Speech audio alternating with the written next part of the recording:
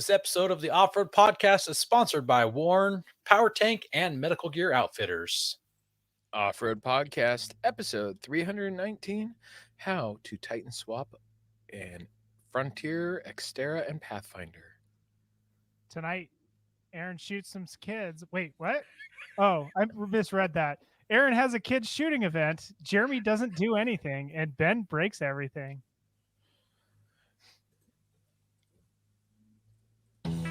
Welcome to the Offroad Podcast, a podcast about everything off-road. We cover the news, review products, and interview people in the off-road industry.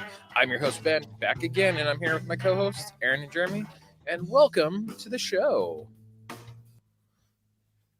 Hey, hey. Hey. The weekend review is brought to you by Medical Gear Outfitters. What are you waiting for? Are you waiting to have a casualty on the trail? Check out medicalgearoutfitters.com to get straightened out. Medical Gear Outfitters has everything you need, whether you're going out for the day or traveling on a year-long expedition. Head over there to get off-road specific kits that meet all of your needs. And while you're there, make sure you use Off-Road Podcast for 10% off. Well, as I already said, I didn't do anything, so let's go to Aaron and see what he did today or this week. Let's see what I did this week. Jeremy hinted at it. I had a kids shooting event, and it wasn't an event where you shoot kids. It's an event where kids do the shooting. Nice. It was my first gun competition of the year. And people told me last year they wanted to do one for kids. And so that was the first one we held this year, was a 22 event for kids with rifles. So we had a really, in my opinion, low attendance. We only had 6 kids and 2 of them were mine. But we shot 22 rifles. You could have optics or irons, didn't matter. We shot from 25 yards, then 50, then 75, then 100. And we use the official 100-yard target, small bore target of the NRA, which made it easy to score with these guys. And so that's what they shot at. It was a good time. I'm sure that it'll grow next year. Eric, I wish nobody would remember the wood sawing event. I'm not sure if I should tell the story or not. Please tell the story now. I haven't heard this one. And hey, Tim, I'm so glad you could join us. Apparently your gender reassignment surgery got postponed. Yeah, so way back in the day, I was a Sunday school teacher, and we were having some sort of, hey from Nebraska. We were having like a carnival night thing, and being in the lumber industry, I thought, well, let's have a wood cutting competition. So I went and bought 2 brand new hand saws that were like the short shark tooth hand saws. So that means it cut on the forward and the backward stroke. And I bought the shorter ones because, that's what kids could use. Well, I was, I don't know, 18 or 19 years old and oblivious to the fact that kids probably shouldn't be using hand saws without any sort of PPE. And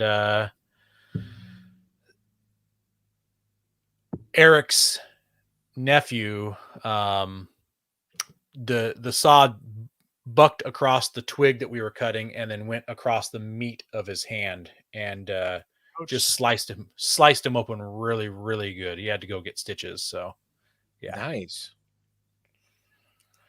Yeah, so that's the wood sawing event that I will probably never live down. So, Tim would like to correct you. Her name is now Kim. Kim. All right, that's nice to know, Kim.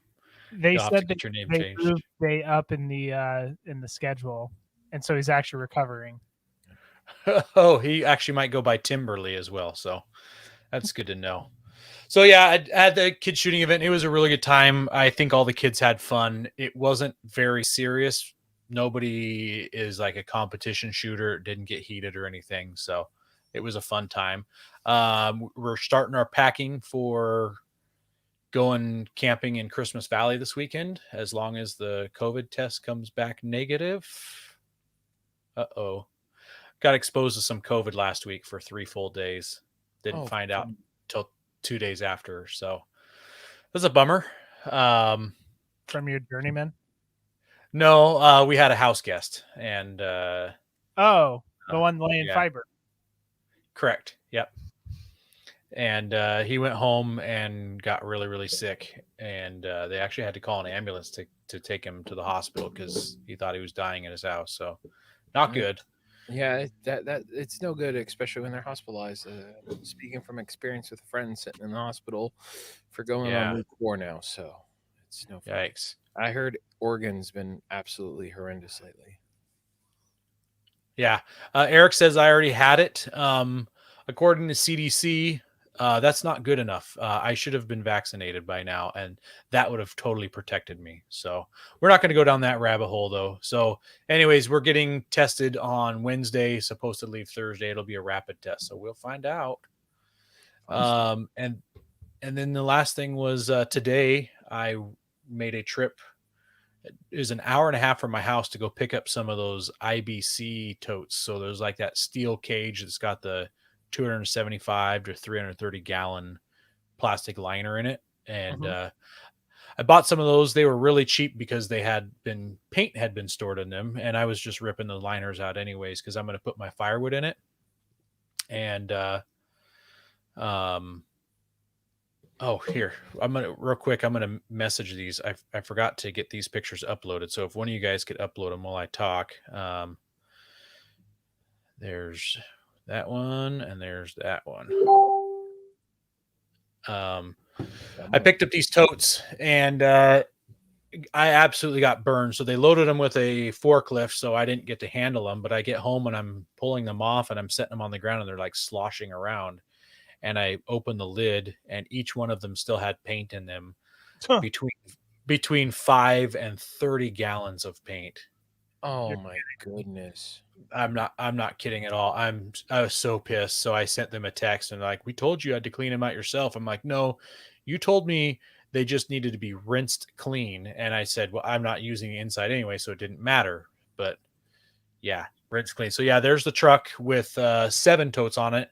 The greenish one on the bottom up front is one that I'm borrowing from a neighbor that we're actually using to water our garden with, and it just sits on our trailer. So it kind of went for a ride with me. But the other 6 are the ones I picked up, and that other picture is when it gets uploaded. Um, is what I did to them. I cut the face of them off and I ripped the liner out, and so they're going to hold my firewood. Give me a second here. I'm working on it right now. No problem. Eric asked, "What color is the new pole barn going to need some paint?" A little bit of every color. I so um the labels on them, one was black and one was a dark brownish color or a reddish brown color, and they actually came from a lumber company. So one of them mentioned bark chips or something. So I wonder if they use it to paint bark chips. It's Hmm. kind of weird. So I don't know. And I've seen different color bark chips. So that's what I'm guessing. So it might be safe for me to just dump it on the ground. I don't know. I got to do some research on this stupid paint, but I've Is got there 50 to 60 SKU gallons codes? of it. Is there SKU codes or anything? Kind of, yeah.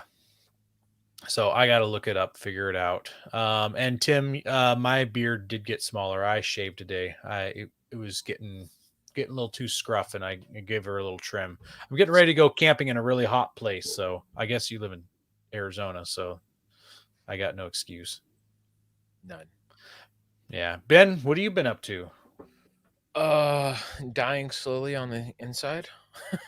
Oh, I so I our Camry lost a tire. My wife was on her way to work, and the tire just deflated.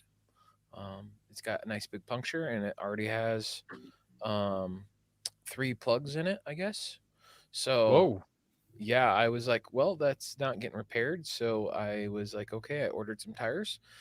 Joy of being in the industry is I get a really good price. So the excellent. Camry's get the Camry's getting some mile stars.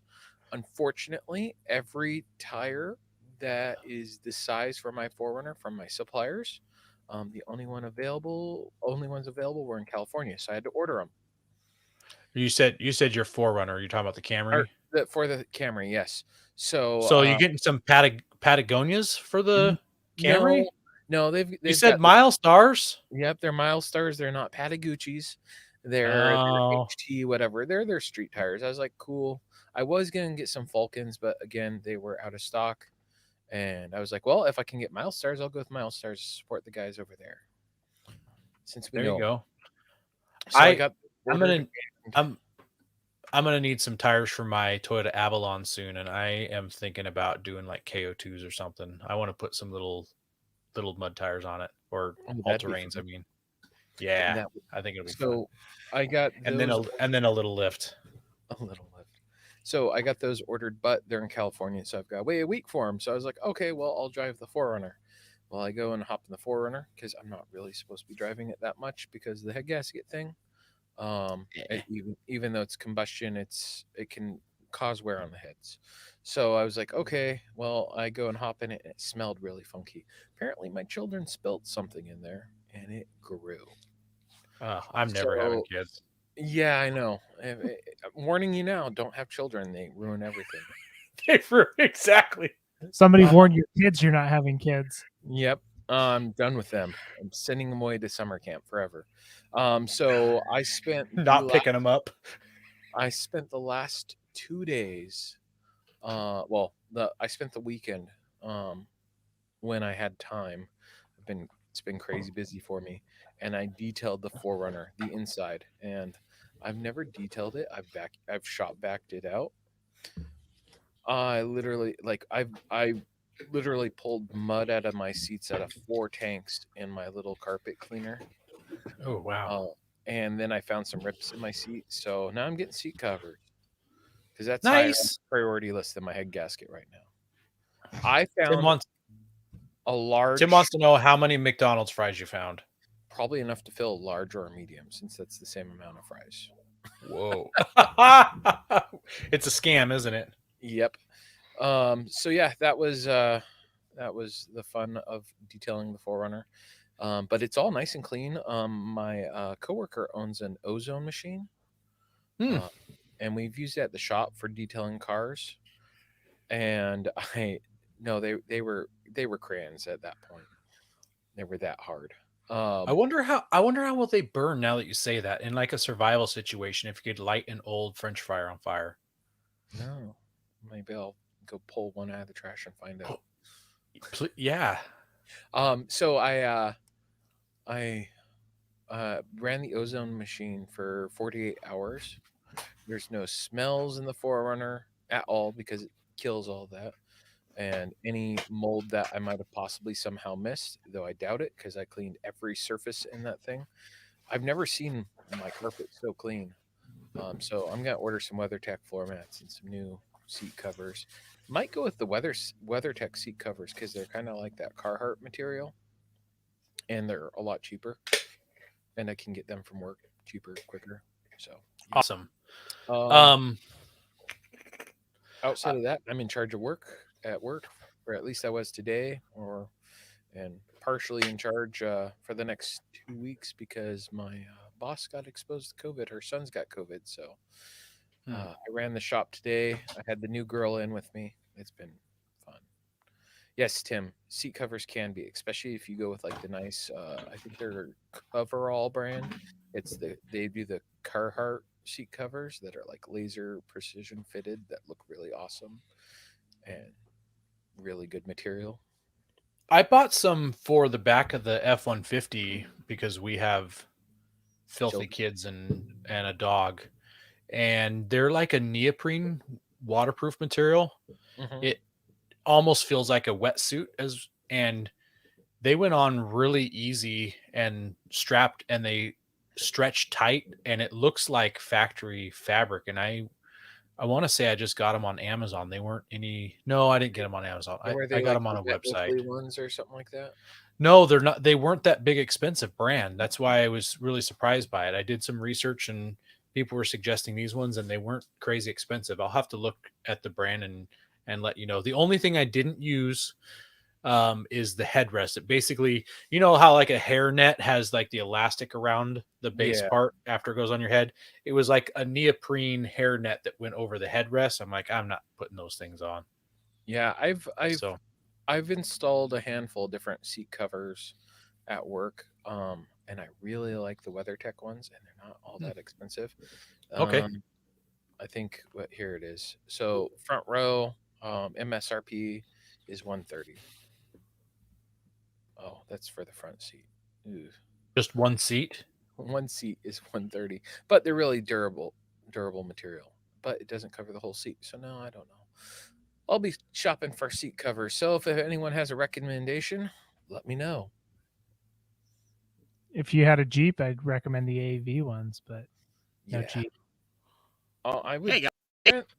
I ran the Smitty built ones, the Smitty built gear ones, and those were actually pretty nice for what they were, being Smitty built. The wet Oakley ones are supposed to be like the cat's meow, but Again, the money. huge money. I think mine actually, now that I think about it, were Rough Country brand. Don't tell anybody. I don't know what's Hey. worse. City build or rough country? No, you know what? Well, Rough for Country a stands behind rear their bench stuff. seat, That's fair. I didn't hear what you said, Ben. I said Rough Country actually stands behind their stuff. I've like Oh. if you're doing brodozer around town driving, their lifts are great for that. If you their bumpers are actually really nice that I've seen lately. Hmm. For what they are. And then their Vertex coilovers are actually really nice. I was actually contemplating trying them out, but I don't know. And they actually have a cooler now that I can get for really cheap. So, but yeah. Hey guys, we're looking to reach more listeners. We're going to start reading Apple iTunes reviews on air. If you hear yours, send us a message with your address, and we'll send you an Off-Road Podcast sticker. You can find all of our social media by just searching our name. Now, go hit that subscribe button.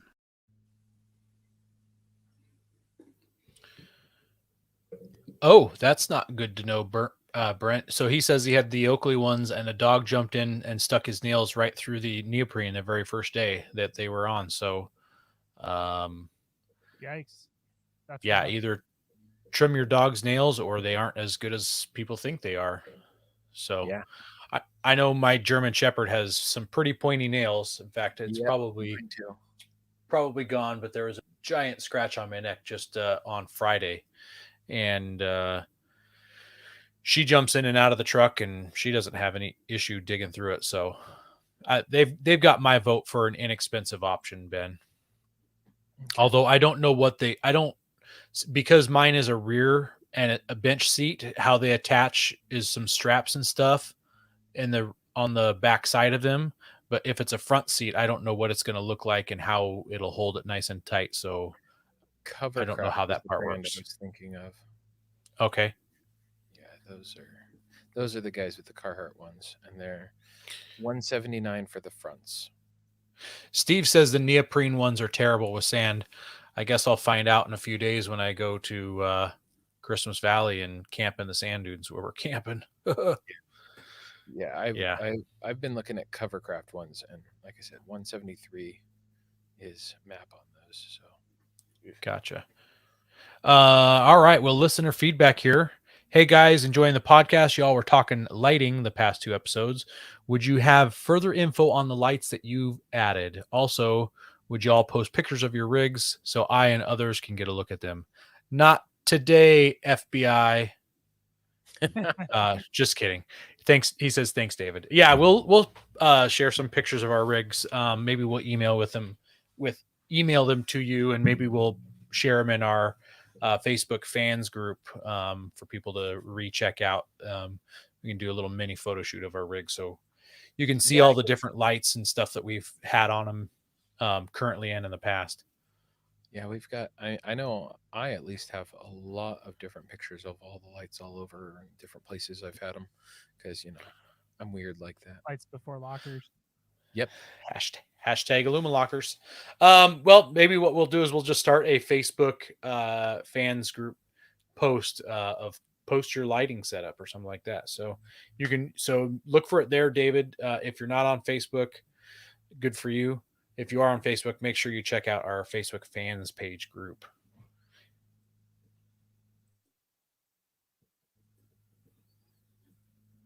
We also want to thank our sponsor, Patriot Patch. Head over to patriotpatch.co and check out their selection of great patches, shirts, cleaning mats, signs, and stickers. You can also join the Patch of the Month Club for $15 and receive a patch, matching sticker, and artist proof each month.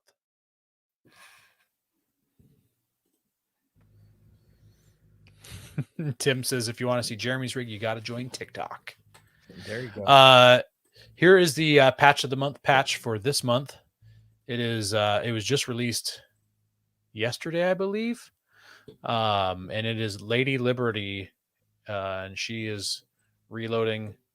I think that's a SIG, guys. I think that Lady Liberty gave up her Glocks and she's running SIGs now. Ooh, that does kind of no. That looks like no. That actually Look at the magazine.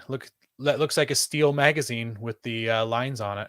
Yeah, but look at the top end of it. That kind of looks like a 1911. Well, it's definitely not a 1911. I don't know. It looks like it's probably a Gray Ghost chassis or something for a SIG with a, yeah. Ryan Cross is a SIG fanboy, so yeah, he is. I just talked to him today.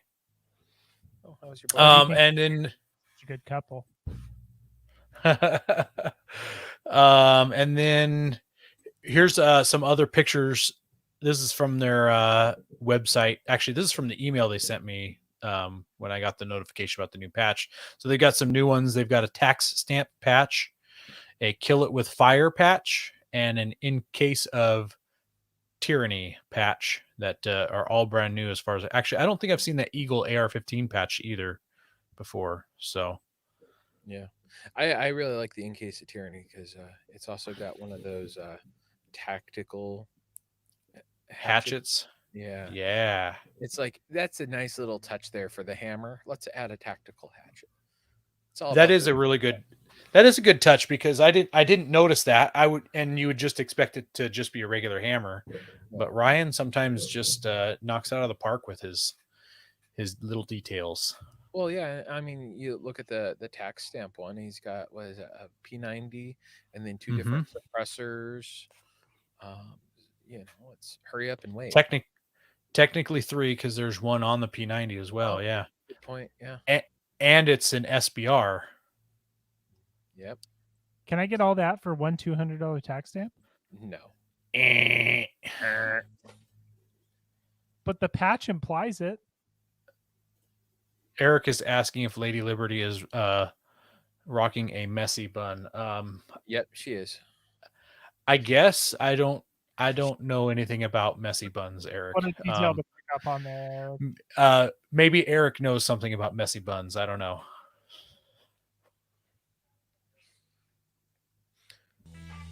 The news is brought to you by PowerTank, the ultimate mobile onboard air system for performance, versatility, and reliability. They are your source for all air-related accessories. Check them out at powertank.com.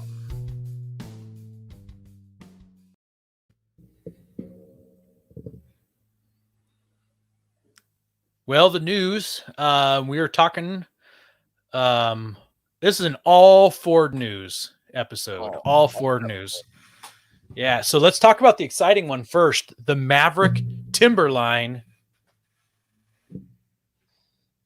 The crowd's not going wild. We need like one of those buttons that you press and everybody gets excited.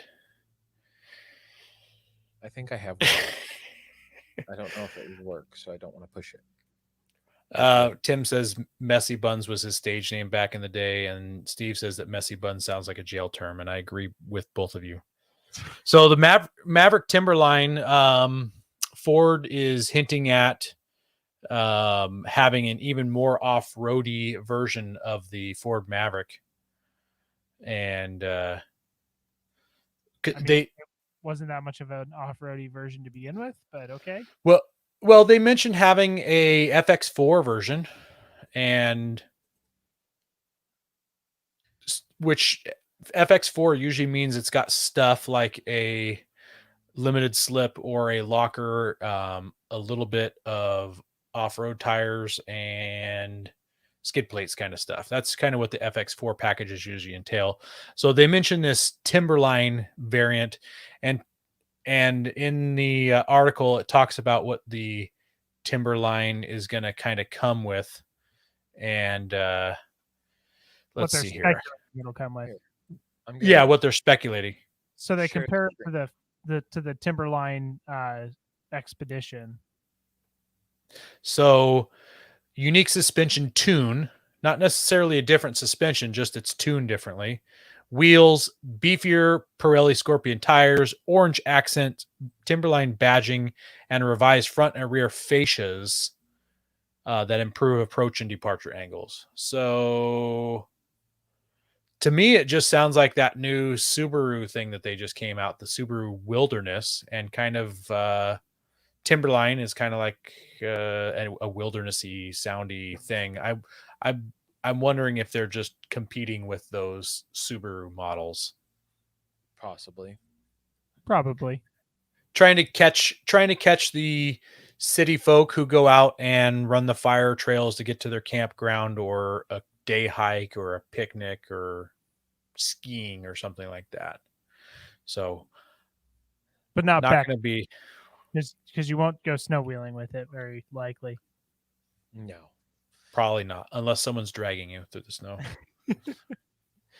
You have a lot of experience with that, Aaron. Not a lot of experience. What happened last time you went with us? With you guys. Yeah. I mean, that's Well, what this happens year was when overloaded. you take the burden of bringing 5 days worth of firewood for 2 days. That No, is true. it's called 2 days worth of firewood. That's what I call it, is 2 days worth of firewood. Everybody else thinks it'll last a week. Not the No. way I burn it. We always run out when we go snow camping. Yeah. Tim says that city folk need a place to store their dogs' poopy bags. I agree. So yeah, there's not really much going on in the article talking about it. And what I'm honestly more excited for is the ST option if they make a Maverick ST, which it says it could have a 295 horsepower and 310 foot-pound of torque, which that's quite a bit for a smaller pickup truck than the Ford Ranger. Yeah. That would be a hot little car truck. Whatever. Truck. Rock? Yeah. A rock? Well, Yeah. moving on to the Bronco and sticking with the Ford truck theme. The Bronco pickup is officially canceled, although it wasn't really necessarily an official thing to begin with. So I think back in 2020, like in June 2020, we kind of started hearing the first rumors, and it was reported as a credible rumor at the time, but it was slotted for 2024. There's speculation onto why they were, like I said, we don't know if it's really was canceled or if it never really was a thing, but the Gladiator definitely fills a gap for Fiat Chrysler. So I think how long ago did they cancel the Dakota? Like 10 years ago, something like that. 2010. It's been a long time. The Dakota's been gone for a long time, so they don't really have a mid-sized truck. Pickup. Yeah. So Yeah. It definitely filled the gap for Fiat Chrysler, whereas the Ford has a lot of options for a mid-size pickup. So there's like the Ranger and the Maverick now, which I think they had like 100,000 pre-sales now, if I'm not mistaken, for the Maverick. Oh, Yeah. wow. Yeah, quite a few. But there's also speculation that it could be due to a quality issue or supply issues that they're having currently. It Everyone's would make having sense. supply issues. Totally. And it would make sense if, to push out a release based on some of the problems that they've been having recently. Focus on getting what you have right before you focus on branching out to the pickup. So they're not saying it's gone forever, but it's definitely not coming out in 2024. Yeah. Yeah. And considering like the chip shortage we're going through right now and all that, it would be smart to work on other things. Like I heard Ford's actually looking at building its own computer chip plant here in the Wow. States so that the problem they're experiencing now does not happen again, which would be pretty awesome. I know Toyota has actually had to knock down the number of Toyotas they're producing for this next year because they can't keep up with the chip supply. Tim said that why didn't Jeremy focus on getting what he had right before he went and broke it then?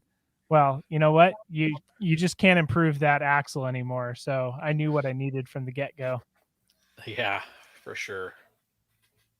And yeah, I know you can improve the axle, but whatever. Not for 40s. Ton swap all the things. Go prepared with Warren Industries. They produced the first recreational winch in 1959 and lead the industry with their dedication to quality and reliability. When you dig yourself in deep, make sure you have the right tools to get yourself out. Get Warren equipped and go where others can't. Now, let's get ready for adventure and head into our main topic.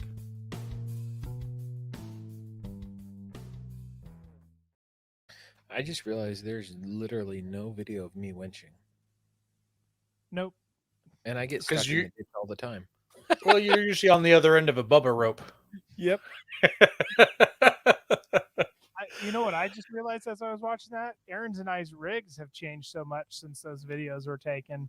Yep. We need to sounds go like- wheeling again and take some more video. We What? do. We Us? do. This isn't a podcast about wheeling, is it? Well, I'm going to go wheeling this weekend. As long as that COVID test comes back, I'm just going to be in the F-150. Going to the dunes Well- with the F-50? Your Nissan airbags weren't enough? Oh, boy. You don't want to take that out and have strike number 2 on the airbags? Oh, man. My insurance company would be so mad. What happened this time? Well, same place. Yep. Speaking of that, side note here, I was telling Coy that I probably wouldn't go out in the dunes and stuff, and he's like, "Why not?" I was like, "Yeah, dunes just aren't that fun." He's like, "What about like driving around?" I said, "Actually, that was the fun part that we did when we went the last time." And I was like, he said, "Did you explore the?" I think he said like the northeast corner or something like that, or the southeast corner. I'm like, we basically circumnavigated the whole thing one direction and then the other direction. I said, and then we found this really cool half pipe thing. And he's like, "Dude, yeah, I've got that saved in my GPS." I'd been there for years, or his father-in-law had been there going there for years, and he'd never found it. So he saved it in the GPS. You guys remember that half pipe thing? Oh, I love the half pipe. Ben doesn't remember the half pipe. No, No, I Ben, don't that's right. remember. Ben doesn't remember. I Yeah. haven't been there. Sorry. Yeah. I was gonna try and go actually this weekend, but yeah. Well, things- come. I can't. Okay. Otherwise, All I'd right. be- I was. No, I invited- love that half pipe. That was really neat. Yeah, I was invited on this trip. I just can't go. I want. Yeah. Brent says it's going to be packed for Labor Day and to stay safe. It probably will be. I don't, like I said, I don't plan to do much in the dunes, and we've got some day trip stuff to go other places and go hike some stuff and do that kind of thing. So, I'm concerned you're not going to find camping. well, we're leaving Thursday morning, so we'll be there plenty early. Well, I don't know if it's plenty early. We'll find out. If not, I'll just boondock somewhere. I mean, we're boondocking no matter what. There's no RV hookups, so we'll boondock wherever. It's BLM land. Hearing how stuck you got your camper. Yes. Yeah. My truck's got the FX4 package with the rear locker. We'll be good. And no air down. You bring in your power tank? No air up. Yeah, that's what I meant. I can air down all day long. Coy will be there. Coy will air him back Yeah. up. Coy will be there. Yeah. Well, we got a main topic this week, and we are talking Nissan stuff. So buckle up because it's going to be exciting. Oh, shoot. Jeremy just left. I'm gonna drink some more beer. Last week when he started talking Jeep stuff, I let out a really big yawn. So we're going to talk about Titan swapping. And Titan swapping usually refers to the components of the front suspension from a first-gen Nissan Titan, and you're swapping it into either your Xterra, your Frontier, or your Pathfinder. Some people also might consider Titan swapping the engine swap, which I've also done that, and we'll talk about that on another episode. But generally, Titan swapping is referring to the suspension specifically. If you want to talk about the engine swap, you'll call it the VK swap, which that's the engine code that's in the Titans. So if you've got a second gen Xterra, a second gen Frontier, or a Pathfinder from 2005 to 2012, I don't know what generation Pathfinder that is because they had several of them. You can swap this front end into your rig. There's some reasons. So you're wondering why do I want to swap it in? Well, I'm going to tell you. It gives you a wider stance. Wider stances are pretty cool, right? That's what like the bro trucks do. They put the wheel spacers in and they put the really big, wide, deep wheels, deep dish wheels or whatever. Well, this does that without spacers up front or fancy crazy wheels, just by putting in the suspension from the Titan. You gain 3 inches on each side. So that's 6 inches overall. That's why I struggled to get my truck onto the trailer when we were headed to Moab, because it got wide. You get more lift out of it just by putting the Titan suspension on. You gain lift. I'm going to go out on a limb and say that I gained, if I was stock and went to a Titan swap, you probably gain about 4 inches of lift. So that's pretty big for that, and that's without spacers or anything. The cheap way to add a lift up front. So you don't When you need a diff drop or anything with that. It actually just is just actual lift for you, and Yep, you don't. It doesn't affect your axle angles for binding. correct. Yep. Nice. Yeah, no diff dropping at all. And Well, because I think that has to do with because it's a wider stance. If you had your axle at one angle going out to the center of the hub and you extended that 3 inches, you're now going to be lower than you were before at the same angle. You're going to be taller than you were before. Did that make sense? That probably didn't make any sense. I know what you want to say, but I don't think it came out the way you're saying it. So if you lifted your truck 3 inches without going wider 3 inches, your CV droop is going to be steeper if you didn't go wider. Yeah. Yep.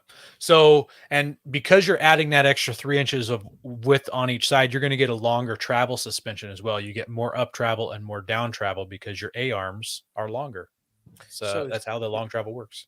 so is this considered a long travel for you, or is this more of like a mid travel in the Nissan world?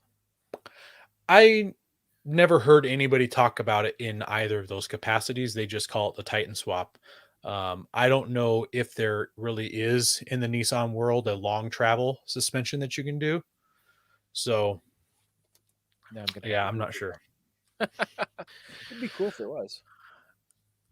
And then when you do this, when you put the Titan stuff on, you're getting heavier duty components in case you're hard on your equipment like I am.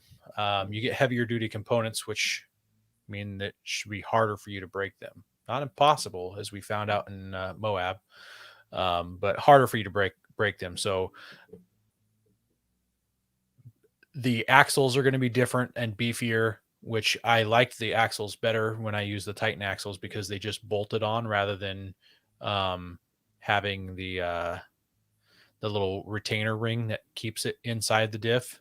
They just they threw bolt into there. If you swap the diffs, then you have to use those axles. The diff is a little bit stronger. The Frontier's front diff are known to be a little weak, especially if you put a locker in them. The case will flex and you can shatter your case because the gears will kind of separate and bind, and then you blow your case open. And if you use the Titan spindles, you can use the Nissan Titan front brakes, which require to use a lot bigger wheel, and you can have some killer brakes. So, yeah, Tim, we're still talking about Nissans. Go ahead and hit the snooze button, and we'll see you in 20 minutes.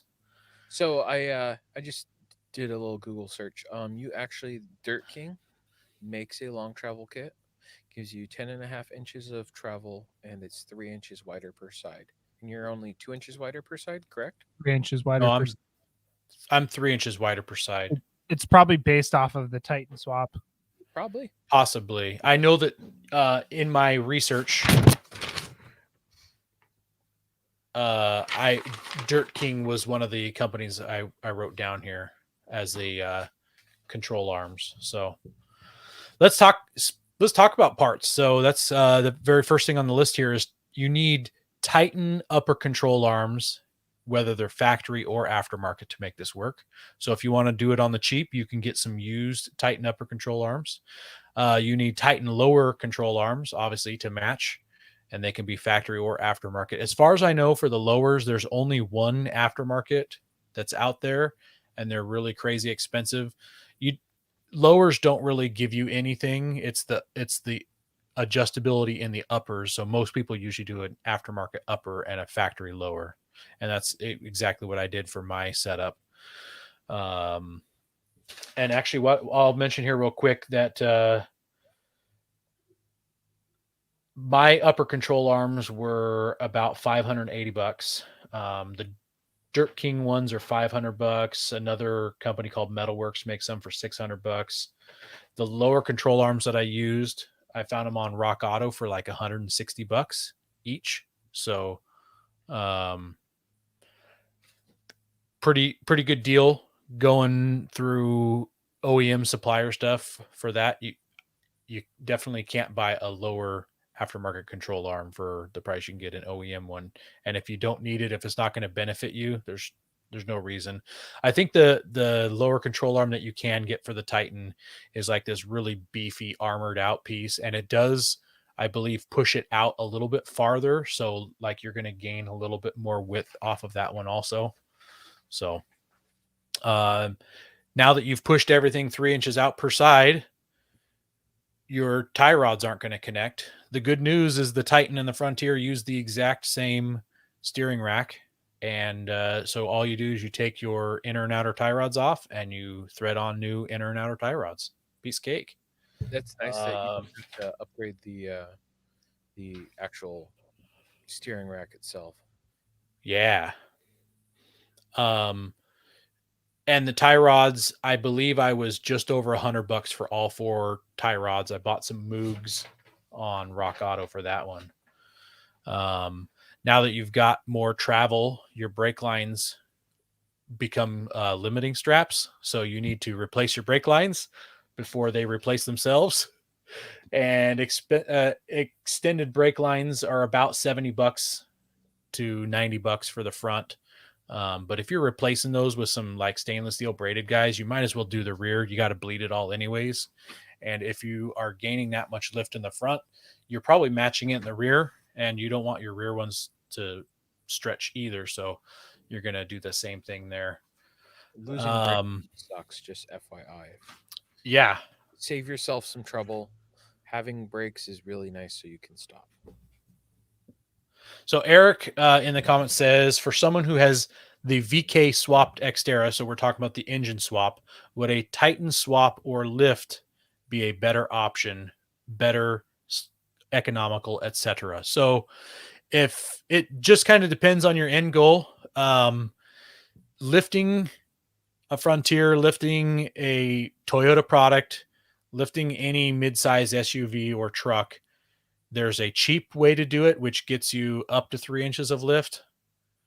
And then there's the expensive way to do it, which is the proper way to do it and gets you better ride quality, better lift, better higher lift. As far as I know, you better travel up and down, all of those things. So I 100%, if someone planned to, if they only wanted 2 inches and they never were going to do more than 2 inches, do an add a leaf in the rear, throw a puck spacer up front, call it a day. But if your goal is more than that, more than 2 inches, sure, you can do a puck up front, a 3 inch buck. And that's what I did. And I rode that for 80,000 miles, but my ride wasn't the best. I didn't have as much flex and things like that. But it is an expensive thing to do. Mine ended up costing me over 3 grand to do everything that I did, but I got some fancier parts. You can do it for way cheaper if you get some used parts. If you use all OEM upper and lower control arms and things like that. If you don't swap out the front diff, if you only do a different axle, which I'll talk about in a bit. My front diff cost a little bit more because it came with an ARB locker in it. So, but that was something I had planned to do. I wanted that. So, Yeah, you definitely get some benefits out of going with the better parts. And like you mentioned, a spacer lift, it limits your up travel, and it's pushing down on your suspension, so you get a rougher ride.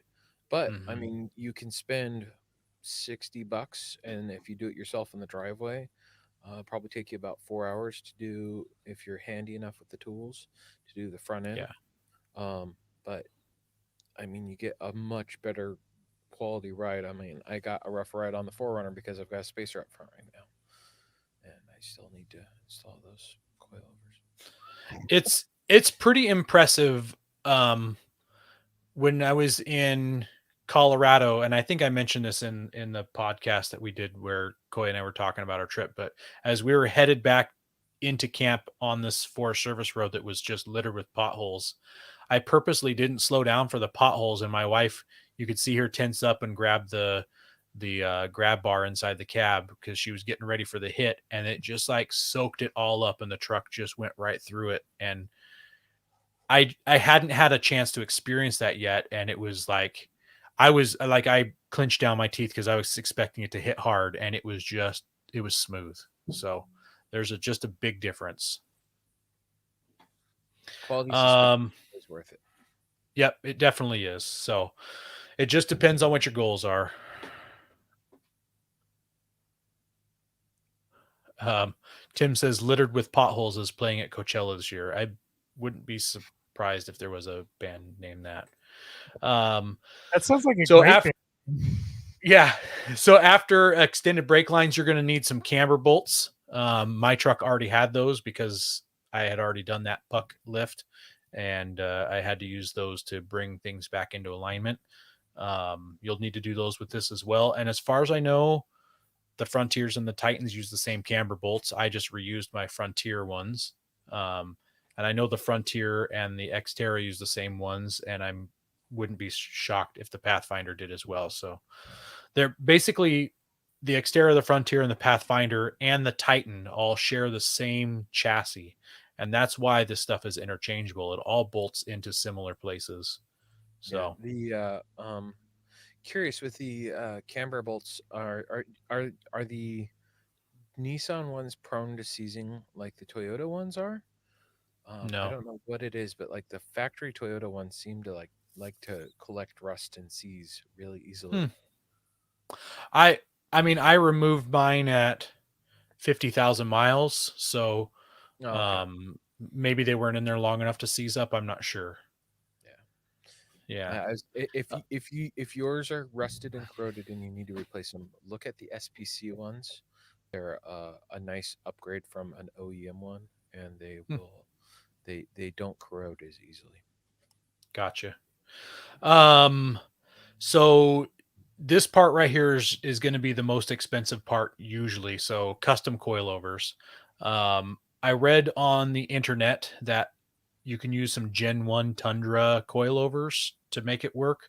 I didn't follow that path because that wasn't the route I was going to take. I bought some Radflow Titan swap specific coilovers, and they have a Titan lower connection point and a Frontier upper connection point. I didn't look deep enough to find out if you could just take the factory coilovers that come from the Titan and just bolt them in. It sounded like you needed these hybrid ones that are Frontier / Titan hybrid. So I'm sure there's some other people doing some custom stuff out there, because I'm sure I've seen some Titan swap people with remote reservoirs, but you can't get the remote reservoir with these Titan swap ones because they're inverted and it changes something for some reason. Yeah. Um, Do you have 4 bolts for your top of your coil over bucket? 4. three, It's 3. three. Yeah. So let's see here. The rad flows that I bought were about $1,200 for those. I think they're 2.5 inch diameter shocks. So, or the Gen 1 Tundra coilovers I was looking at were $250 to $400. So quite a big difference in price there if you were trying to do it on the cheap. Then you're going to need some bump stops for it. I picked up some inexpensive rubberish bump stops for the lower control arms. And then the last part, if you are wanting to keep your 4-wheel drive, is that you need some way to connect your existing diff and get it to be that 3-inch longer setup. So there's companies out there that make some axles that are wider. Let's see here, $220 for those extended axle shafts from Rugged Rocks, or you can buy a Titan front diff, which I was mentioning earlier is a little bit stronger, and then use the Titan axles, and it plugs and play. It goes right into your knuckles. It fits right into the hub, so you don't have to worry about it not being the right spline or anything. It literally everything just bolts in. It's pretty slick. I haven't confirmed this one yet, but the Nissan Pathfinder, I thought I heard a rumor that you could use the Nissan Pathfinder front axles also for this setup, but I don't totally understand that one because the Pathfinder never came that wide. So I'm not sure what the Pathfinder axle route is. I didn't research it very, very deep. So,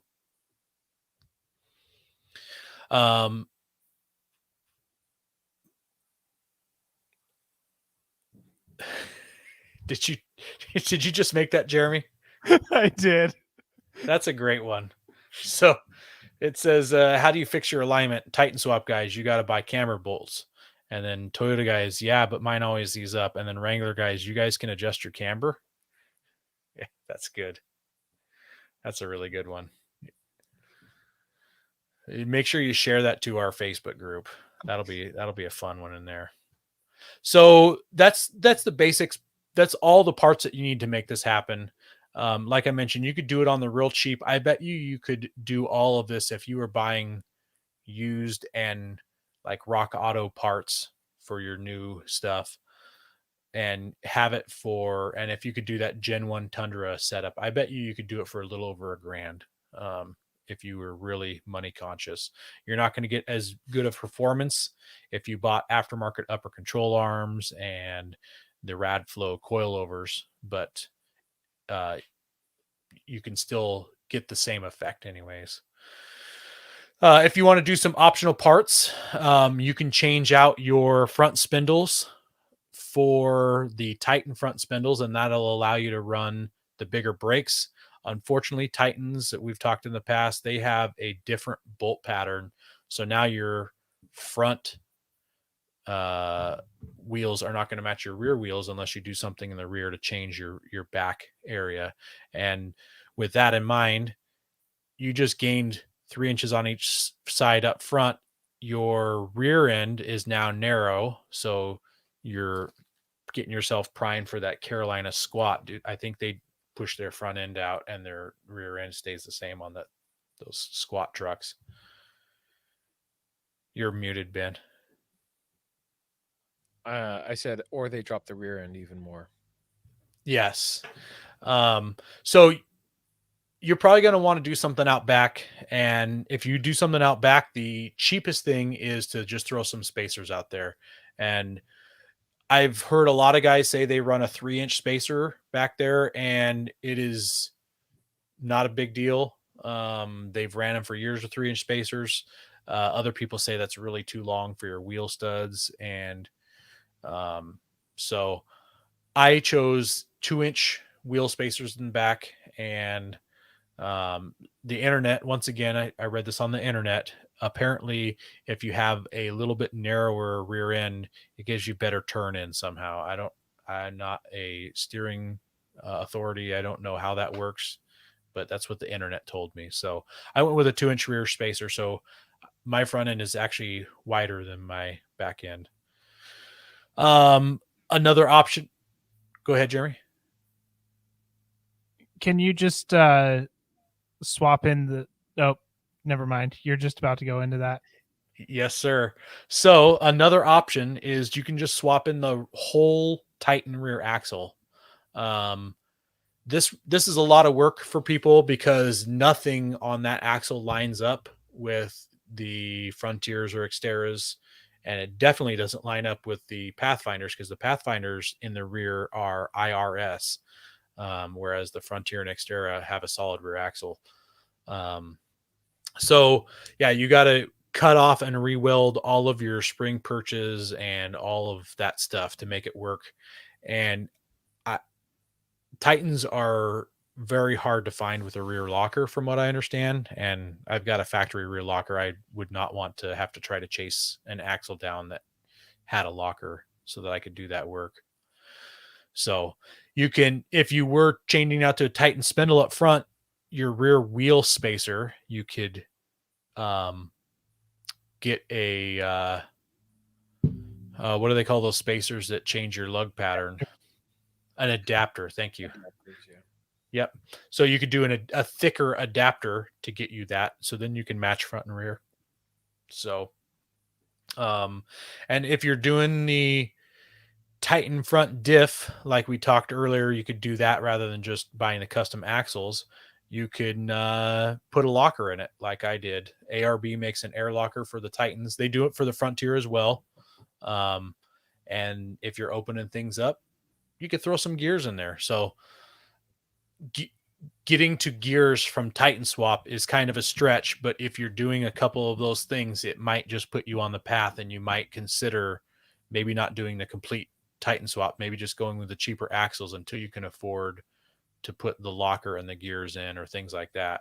So quite the rabbit hole, but the Titan swap definitely opens you up for a lot of other things. And if you're doing the Titan swap, you probably want to do those other things down the road because you want the suspension performance that you're going to get from that.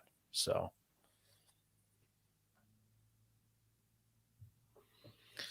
yes, Tim, you need to match front and rear. Otherwise it's an embarrassment. Absolutely. So when you get wider up front, your front sway bar no longer connects. So that's something to keep in mind if you're one of those front sway bar have to have it kind of guys. I didn't do any research on this, but I assume the Titan front sway bar will bolt up. I don't know that for sure. As soon as I found out that the front sway bar was coming off, I said, so be it. And I ditched it. And that's weight reduction, right? Those sway bars aren't light. Just Which took is some weight off funny the front end. because you've always been very pro sway bar. Absolutely. And it's always been because of how I drive my truck. I'm That's fair be the enough. first to say I drive my truck like I stole it. Yeah, Brent says his front sway bar has been gone for years, no problem. I don't think Brent has a Titan swap up front, and he is running with that one. I bought some stiffer coils, so when you do the Radflow coils, you can get different inch pound ratings or whatever, however that works. Mm-hmm. I went with the 650s, and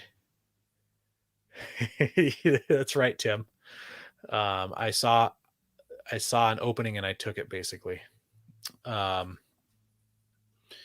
went with the 650s. 700 inch pounds was the highest that you could get, and I didn't feel like I needed the 700s. I did go with the 650s, which are higher than a lot of people will take. They'll usually do the 600s, but it's because I've got a steel bumper and a winch up front and skid plates, and I routinely overload my rig. And With I fire, really like this. Correct. And um, I like it because it actually feels really stable with that extra weight rating of those springs. No beer gut, Tim. It's a root beer gut.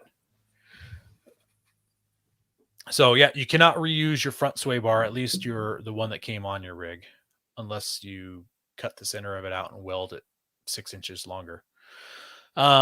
More information: you extended your brake lines, but you do not need to extend your ABS lines. They are long enough. They clip in two different spots on the spindle. You just leave one of those two spots unclipped, and it's no big deal for the ABS.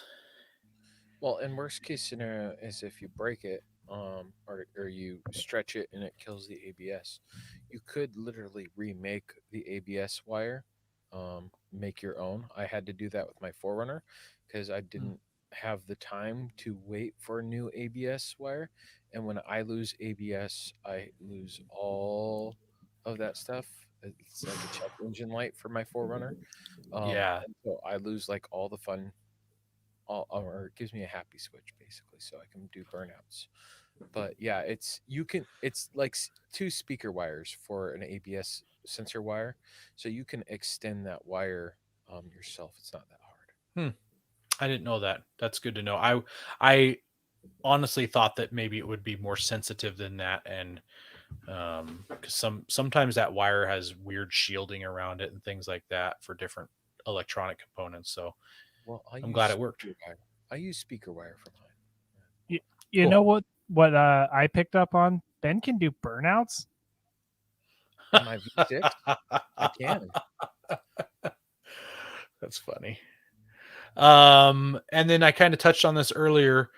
When you run those Titan, you put the Titan front diff in and you use those Titan axles, they go right into your stock um, hubs up front. There's no worry that the tooth pattern is different. You do not have to replace to the Titan spindles or anything. So yeah, so that's it. That's it's a piece of cake. Honestly, I did all this work while I was also swapping the engine and waiting for engine stuff. This is an easy 1 day project. Even if you're swapping the front differential, it's an easy 1 day project. It'd be a long day, but um, piece of cake. Brent says that on the rear portion of the lift, if you don't relocate the ABS, you will rip them apart, flexing in the wild. I haven't had that happen unless maybe they just pulled out of the spot that keeps them clicked in. Um, Or you're loaded up so much you'll never flex enough. and that could be too. So I guess I should check. I should check that out in my rear end now that I've got extended shocks. Oh man, this whole time we're talking, I forgot to share these pictures. So here is here's a picture. Sorry for the size of it. It's not very big. It's not taking up much of the screen, but you can see this is after the Titan swap, and you can see how far it actually extends out past the body line, that extra bit. And this is with the 2-inch wheel spacers in the rear. And that's a factory Um, offset wheel, right?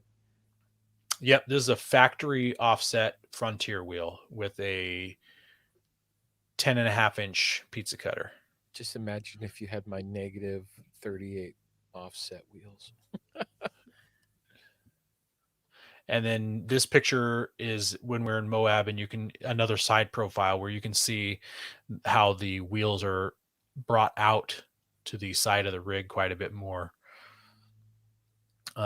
Here's a shot showing everything that's come together. You got the upper control arm with its ball joint and the lower control arm. I've got the new tie rod ends on there and the Radflow shocks. You can see that how they're inverted.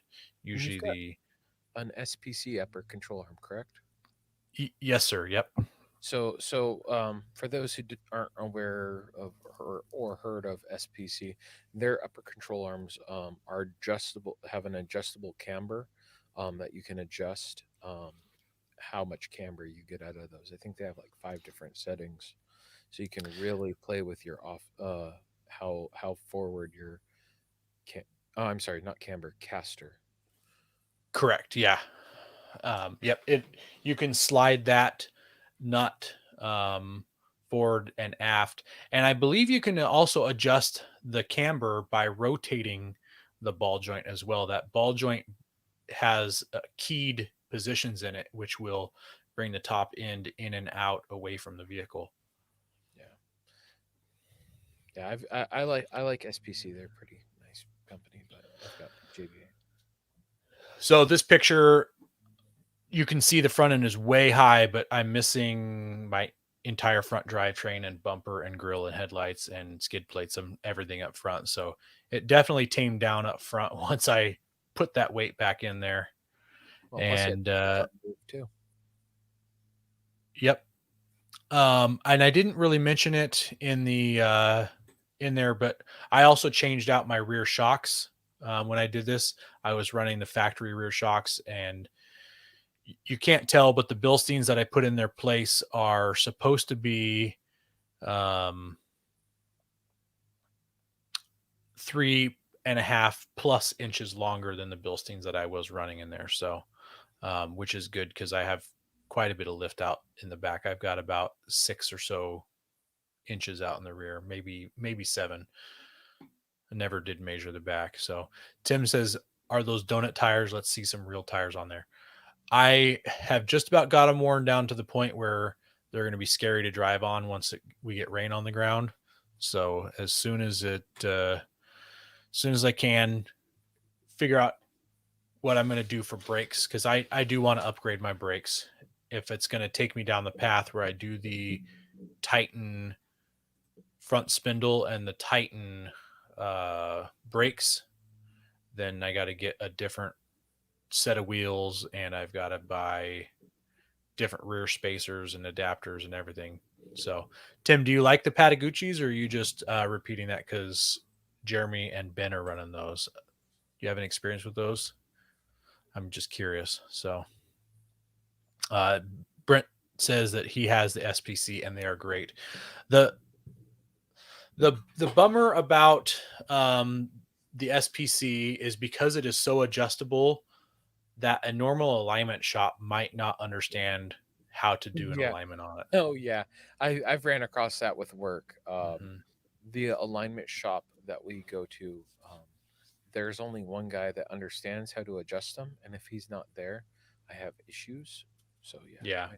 I know that. I had mine adjusted, and they I we were mentioning that with the SPC ball joint you can slide it forward and backward. One side was slid farther back than the other. The passenger side was almost all the way to the rear, and the driver side was like dead in the center. And I drove the truck there without having any issues, and then I got it aligned and I jumped in and started driving, and it's rubbing against my fender as soon as I started driving. And I was was not sure what had happened because I just had it aligned and it got worse. So I hopped out and I was looking, and I could see that they aligned them that way for the caster. And so I need to have a different shop do it next time. So it got me through to get me to Moab, and that was all I really needed. So got me through. So you with your front lifted like that, do you need to get even more lift in the rear? Because you have I know you have re-arc springs. How much lift Yeah. is there? Because I know, like I just checked Ironman 4x4. Their rear springs are only a 2-inch lift, Hmm. but they'd also be softer, which would give you a little more flex, I'd imagine. So Probably.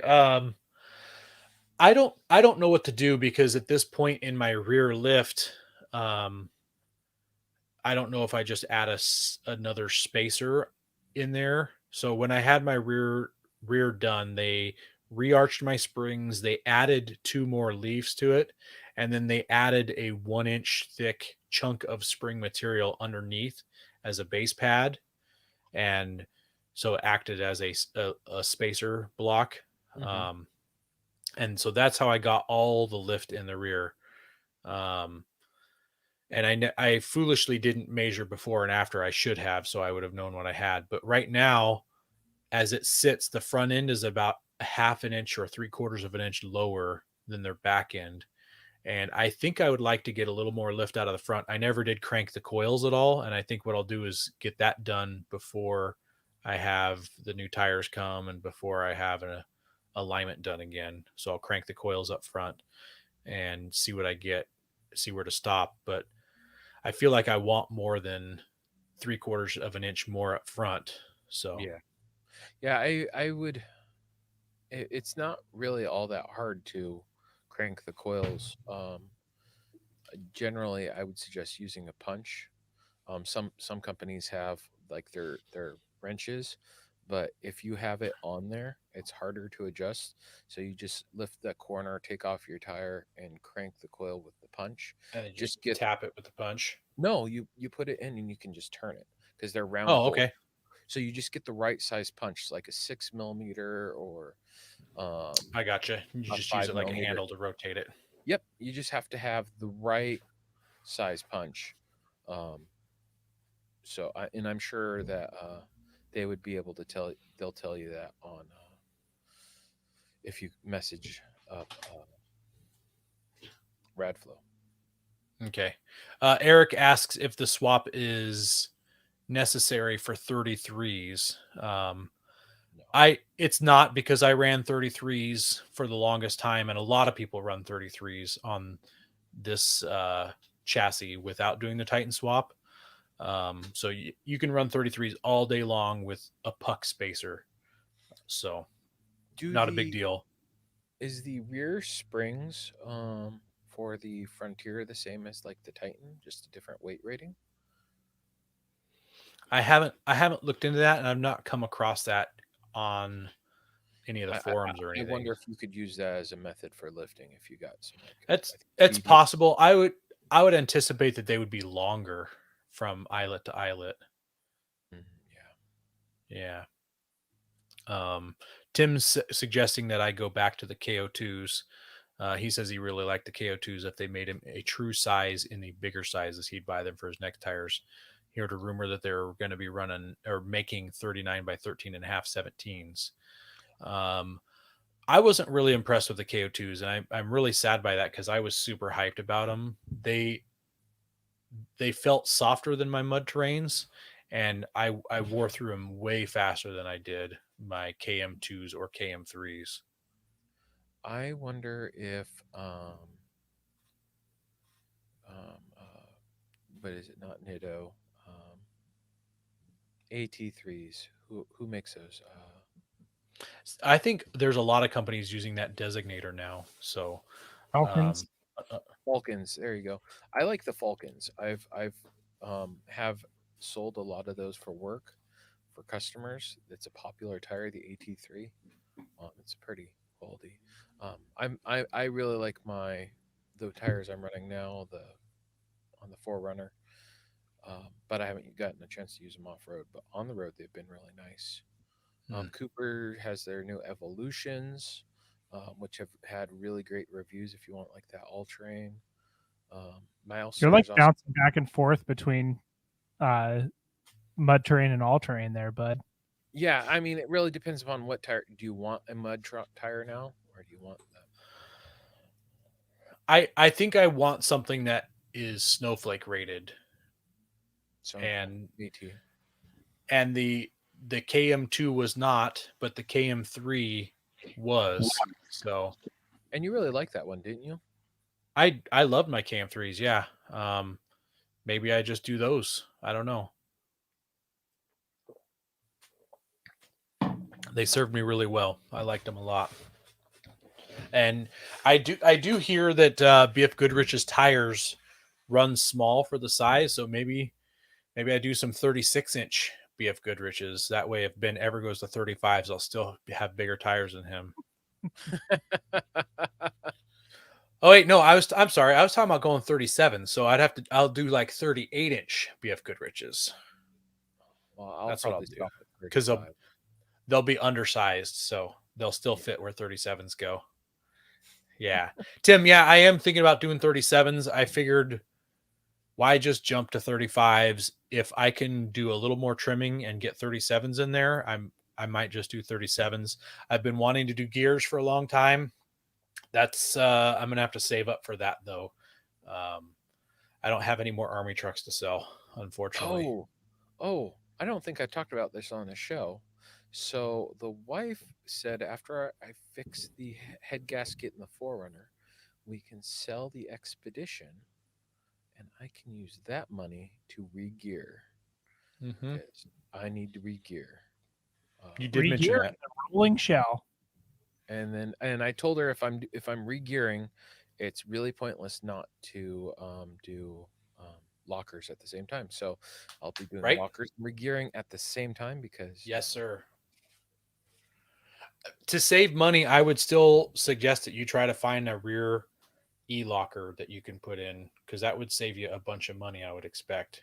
Because yeah, the it's ARB probably lockers, the ARB lockers are a grand. I mean, you might get a better deal on them than everybody else, but they're I grand. do get a slightly better deal than because of industry stuff, but still Yeah. it's right now it's finding them in stock. ARB's out of stock. Their rear Toyota Mm, lockers, or actually it's their front locker that's out of stock.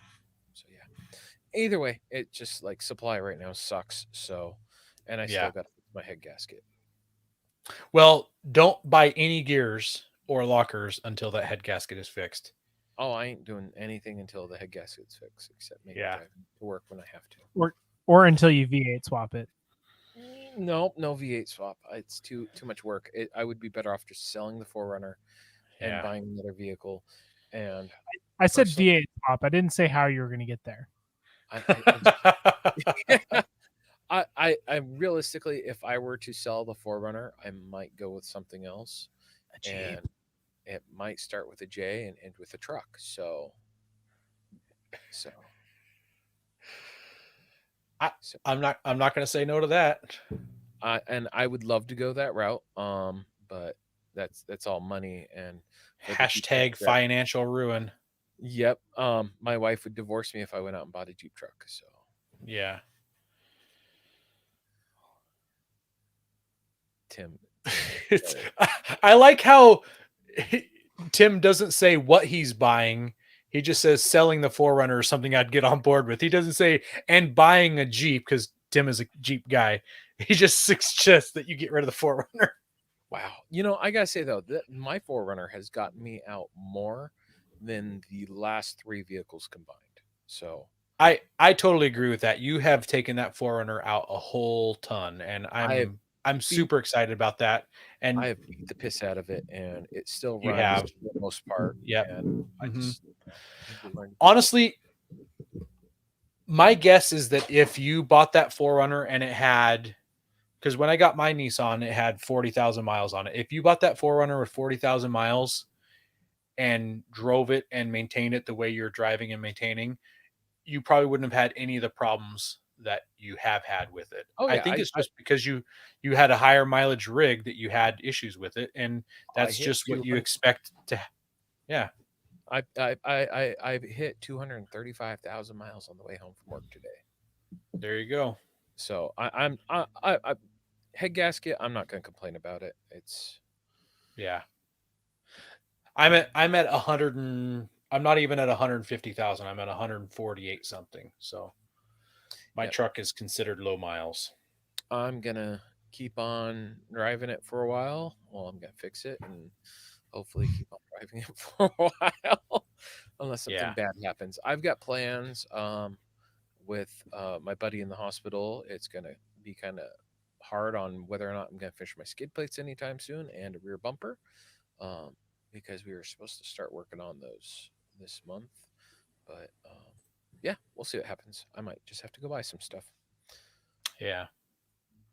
Well, I want to say thanks to everyone who listens to us weekly. Shout out to CK Knife and Tool, and also those who watch us live on YouTube. We appreciate you guys. Make sure you're still sharing us with your friends. We're still climbing in numbers every week in our different groups. If you haven't gone to our Facebook group, Offroad Podcast Fans, check it out. Join up. We share more in that because we get a lot more feedback from our followers there, and and you guys interact really well with each other there too. So make sure you're checking that out. Once again, we appreciate you guys, and God bless America. Don't forget to visit Patriot Patch and join the Patch of the Month Club. Check out our Gaia affiliate link for up to 40% off. Also, don't forget to head over to Warren and Power Tank to see all of their great gear. We are a proud part of the Firearms Radio Network. Got a question or comment? Send it to us through our webpage at firearmsradio.tv or through our social media channels by searching for Offroad Podcast. Also, you can listen to us live at overlandradio.com, Mondays at 7 p.m. Pacific. When off-road, please remember to have fun, tread lightly, be safe and courteous, and thanks for listening.